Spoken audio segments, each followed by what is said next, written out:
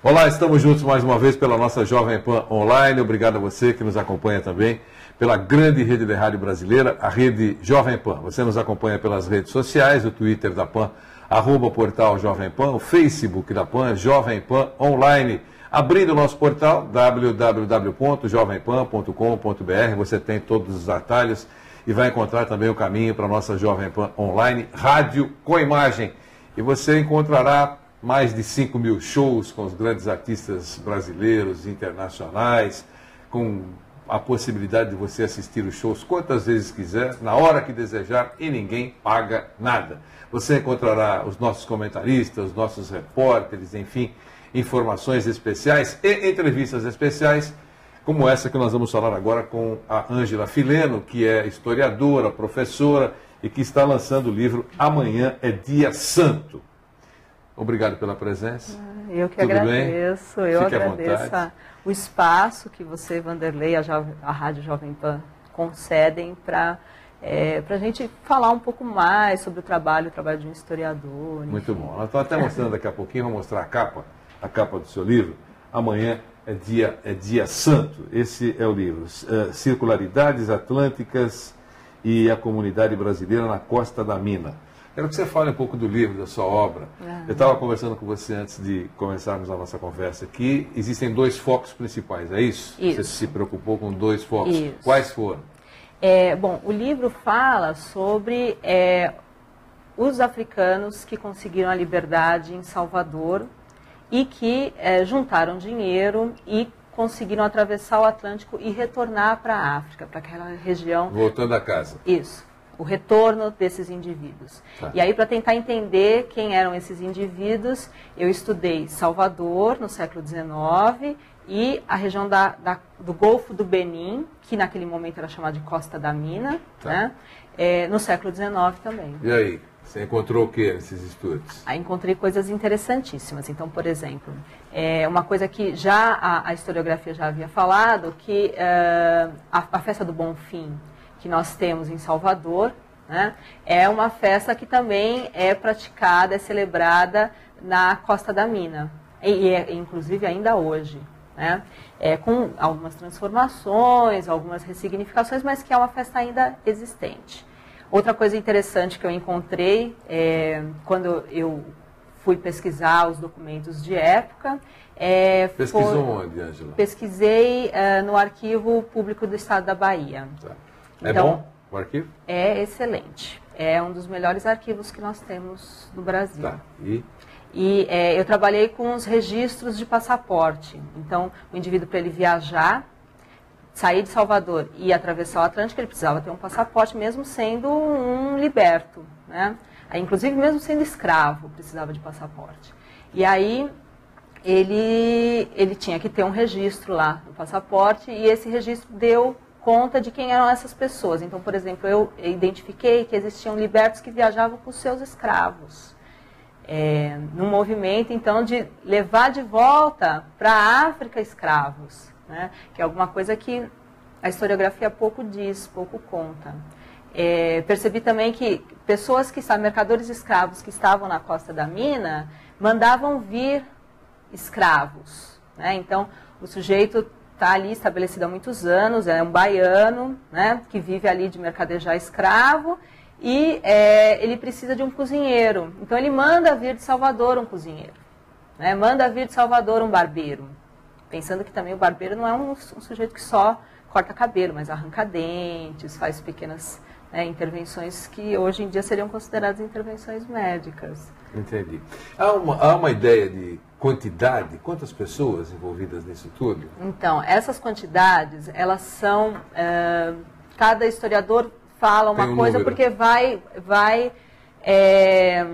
buscar em fontes diferentes. Então, a partir das fontes que eu pesquisei, que são esses registros de passaporte, dá para perceber o seguinte, que a partir de 1835, quando acontece uma revolta urbana que hoje a gente chama de revolta dos malês, que é dos escravos islamizados, a partir de 35 esse número cresce. Então, esses retornos de libertos, eles já acontecem antes de 35, mas esse número cresce. Então, em 34, são 9 passaportes que são emitidos para africanos. Em 35 são 600, mais de 600 passaportes. Em 36 são 400. Entendi. Então, esses números eles variam porque tem historiadores que vão pesquisar em outras fontes. Mas a partir dos dados que eu apurei, a partir de 35 há um número muito maior de retornos. E como é que os historiadores entendem isso? Quer dizer, por que o retorno? Há alguma explicação mais concreta? Ótima pergunta essa. Então, existe uma explicação que é a explicação de que depois de 35, a revolta dos malês foi a grande revolta urbana. Foi a primeira revolta que acontece num ambiente urbano. Existiam outras revoltas, mas elas estavam no campo. Mas a partir do início do século XIX, existe uma mudança da configuração, na localização geográfica desses escravos. Eles não vão só para o campo, mas eles ficam dentro da cidade. E aí, isso vai tornando a cidade de Salvador... Vai inchando. E uma bomba relógio, né? Por conta, enfim, das pressões do cotidiano e tal. E aí, depois de 35, a população senhorial, né, começa a ter medo desses africanos, desses libertos, que são negros e que eles desempenham a mesma função dos escravos e você não consegue identificar muito claramente quem é escravo e quem não é, né? E aí um conjunto de leis começa a ser elaborado para inviabilizar a vida desses africanos dentro da cidade. Então, por exemplo, um africano não pode, a partir de 35, ter mais bens de raiz, que são as propriedades. Então, ele não pode mais comprar um terreno, comprar uma casa, enfim. E o que era possível, era viável até então. Se ele tiver que alugar um quarto ou uma casa, o sujeito que for alugar a casa para ele tem que ter uma autorização. Enfim, ele tem que pagar imposto anualmente. Então, essas leis são criadas para expulsar esses libertos de dentro da cidade. Para forçar o retorno. Para forçar o retorno ou para fazer com que eles migrem para o campo, porque estava faltando mão de obra no campo. Porque a gente tem que pensar que em 50 acaba o tráfico, né? Perfeito. Então, o tráfico começa a minguar. Então, a cidade não está sendo abastecida de novas levas de escravos. E esses escravos estão ficando dentro da cidade ao invés de ir para o campo produzir. Então, é todo um movimento para tentar realocar esses indivíduos, os escravos e os libertos, no campo. E aí optaram pelo retorno e não pela ida ao campo? Então, quem volta é porque tem dinheiro. Então, os libertos que voltam são os libertos que conseguiram juntar ao longo da vida recursos, não só para fazer a viagem de volta, que era uma viagem cara, mas para se estabelecer. E voltam com família? Boa pergunta. Ou sós? Muitos voltam sozinhos, muitos voltam com descendentes e tem mulheres voltando com seus filhos, que é também alguma coisa aqui para o século XIX. As mulheres brancas, por exemplo, elas não saíam sequer à rua, né? A mulher tem que ficar reclusa, recatada, cuidando dos filhos, e as africanas não. Como elas são obrigadas muito cedo a ir para a lida e a conquistar a liberdade, e elas têm os filhos, e elas vivem do comércio, elas juntam dinheiro suficiente, elas enriquecem e elas voltam para a África com seus filhos, sem marido, sem homem. Esse pessoal que retornou, a pesquisa aponta o momento do retorno e depois não conta mais nada sobre eles. É isso? Não, a pesquisa conta, esses indivíduos voltaram e aí quando eles voltam, eles não têm a aldeia de onde eles saíram não existe mais, né? Eles não sabem mais, eles saíram muito cedo, eles não sabem mais da onde é que eles efetivamente vieram, porque esses escravos eles vêm do interior, ao chegar à África. Eles vêm do interior, né? Eles não vêm da costa. Então, voltar efetivamente para as suas sociedades de origem é muito difícil. Alguns voltam. E aí a gente perde a noção de quem foram essas pessoas, mas a maioria fica na costa. E aí na costa, eles não são africanos mais. Então, eles não eram brasileiros no Brasil. E eles passam a não ser africanos São vistos como não africanos. São estrangeiros. São os brasileiros. E aí eles passam a se chamar mutuamente e ser identificados como brasileiros. Quer dizer, enfrentaram problemas aqui e enfrentaram problemas ao voltar. Sim. E aqueles que foram para o interior? Os que foram para o interior é muito difícil de seguir as pistas, porque o historiador trabalha com registro. Claro. Né? Então quem vai para o interior vai ser novamente incorporado para essas sociedades que muitas vezes não têm escrita, ou que tem uma escrita muito rara, então fica difícil. O que dá para saber é que alguns foram para o interior porque os viajantes, né, os britânicos, os franceses, os missionários que percorreram toda essa região, eles contam que eles viram um brasileiro em tal cidade, e a gente sabe que a cidade está no interior, que viram mais uma comunidade aqui, mais uma família colar, que chegaram na casa. Finalmente cheguei na casa de um brasileiro, porque a casa tem uma estrutura, tem comida que eles conseguem identificar, porque esses indivíduos já... E as manifestações culturais nesse foco primeiro? Como é que você aborda isso? Então, eu trabalho efetivamente com a festa do Bonfim. Tá. Então, como era essa festa do Bonfim no século XIX em Salvador, que existia, por exemplo, que era uma parte de um ciclo de comemorações, que não era uma data única, né? Que era um período que durava uma semana, que tinha uma procissão, que havia a lavagem do Bonfim, que não existe mais dentro da igreja, né? Que era uma festa que era uma festa considerada católica, mas que tinha uma série de elementos ligados aos orixás. A festa do Bonfim, a lavagem do Bonfim, a lavagem de Oxalá, né? E trabalho com a festa do Bonfim na Costa da Mina, principalmente no Benim, né? Então, como ela se dava, que acontece também uma espécie de procissão, que tem o boi, que lá eles chamam de burrinha, né? Tem uns bonecões, parecidos com aqueles bonecões de Olinda, né? Os cabeções e tal, que saem às ruas.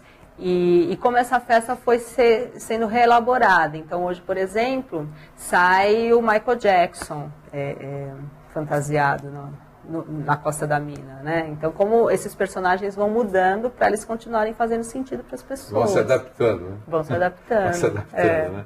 Você dividiu o livro em duas partes, é isso? Dividi. A primeira parte, ela fala dessa questão da escravidão, né?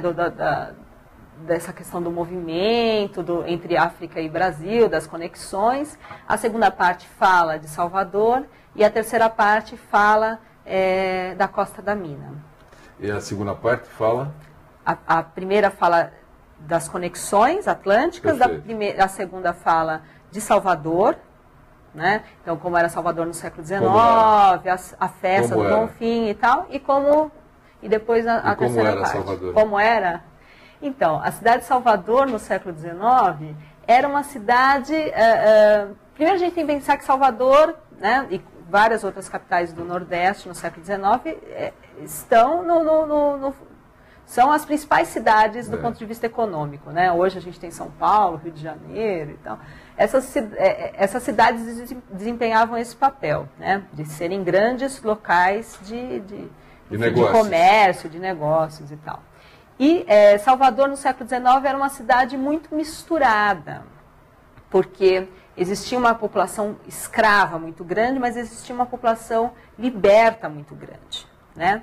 E era uma cidade em que a rua era tomada por essa população negra, que desempenhava as atividades nos seus pontos de trabalho, que a gente chama de cantos de trabalho, porque geralmente ficava num canto, na esquina, né? Então, nenhum branco que se prezasse carregava suas compras. Quem carregava era sempre um negro. Nem sempre você tem um negro lá na sua casa disponível. Então, você contratava um negro que estava lá numa esquina, num canto de trabalho, para carregar suas coisas, para te carregar, né?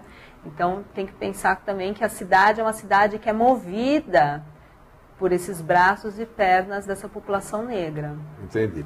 E a terceira parte do livro? A terceira parte são os brasileiros na Costa da Mina, né? Então, eu trabalho principalmente com essa questão da festa, né? Então, o Pierre Verger, né? Ele é um importante antropólogo, etnólogo, fotógrafo, né? Que viveu entre Salvador e Costa da Mina, né? Viajou milhares de vezes, centenas de vezes. Ele, além de tirar fotos, ele recolheu as canções dessa comunidade brasileira, que eram em português, né? Então eu faço análise dessas canções em língua portuguesa e faço análise da festa em si, dos relatos que a gente tem, né, de como era essa festa e como é ainda hoje essa festa do Bonfim na Costa da Mina. Então, da missa, né, da Irmandade dos brasileiros, da Irmandade do Bonfim. Então, os indivíduos se vestem de branco, colocam uma faixa, tem um estandarte, vão à missa, assistem uma missa.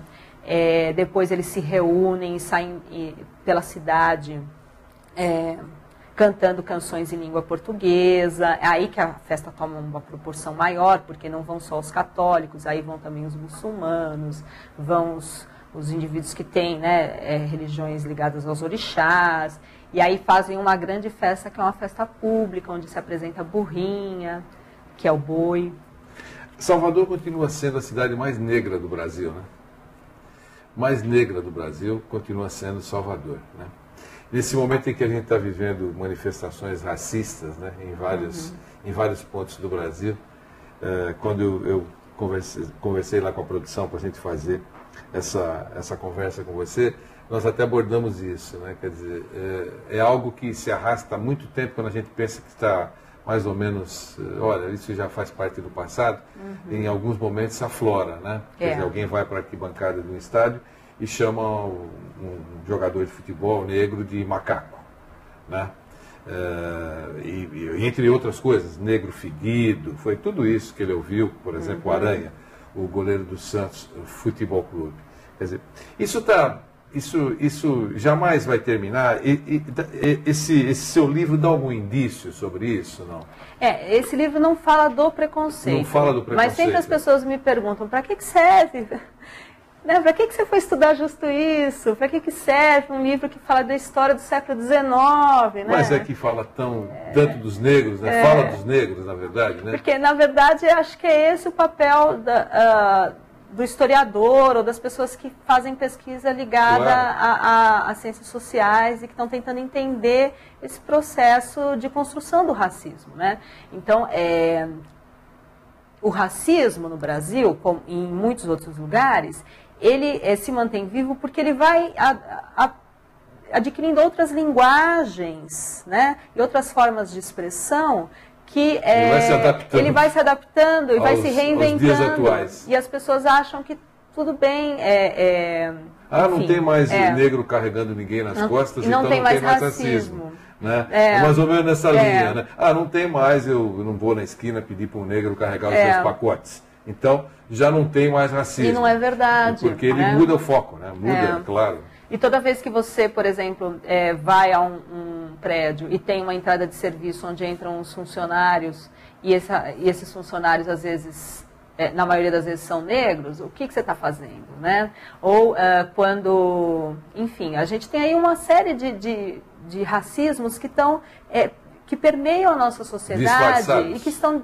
Eles estão disfarçados para quem não consegue enxergar, né? Claro. E eu acho que o trabalho de quem estuda a história a história da escravidão ou a história, enfim, ligada às populações negras, é de mostrar que essas populações, elas têm né, os negros, eles têm uma história e que essa história está ligada muitas vezes à opressão, né, à dominação da classe senhorial, e como essa classe senhorial fez durante muito tempo para conseguir manter essa camada da população oprimida, né, subjugada. O ideal seria não existir.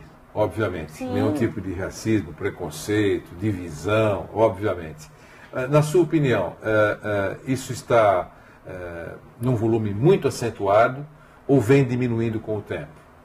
Ou não? Então, vou dar a minha opinião. Claro, né? Sua opinião. Eu acho que nós vivemos num momento de intolerância que tem se intensificado. E de reacender né, de ascensão dos fascismos, né, dos discursos fascistas, de não tolerar o outro e enfim, de individualismo assim extremo, né? Mas isso é uma coisa que eu percebo cotidianamente, né? É a minha opinião. Eu não tenho nenhum dado empírico. Você fez um estudo de... o meu é século XIX. Mas no século XIX, mas alguém que mergulhou nisso e tem uma visão que você pode transformar e trazer para os nossos dias. E é por isso que a sua opinião também é importante. Ângela, obrigado. Tomara que o livro tenha sucesso, né? As pessoas se interessem por ele, para conhecer um pouquinho a história. Eu acho bacana isso, muito legal. Obrigado pela presença. Eu agradeço também, agradeço bastante esse espaço. Muito bom. Com a Ângela Fileno, que é autora do livro Amanhã é Dia Santo, e está por aí, você pode procurar nas livrarias e nas redes sociais. Nós vamos mostrar a capa mais uma vez para você. Você encontra facilmente aquele que se interessa pelo tema, tem mais uma ótima alternativa. Ângela, obrigado pela presença. Com a Ângela Fileno, fizemos um pouco mais da entrevista especial para a nossa Jovem Pan Online. Até a próxima.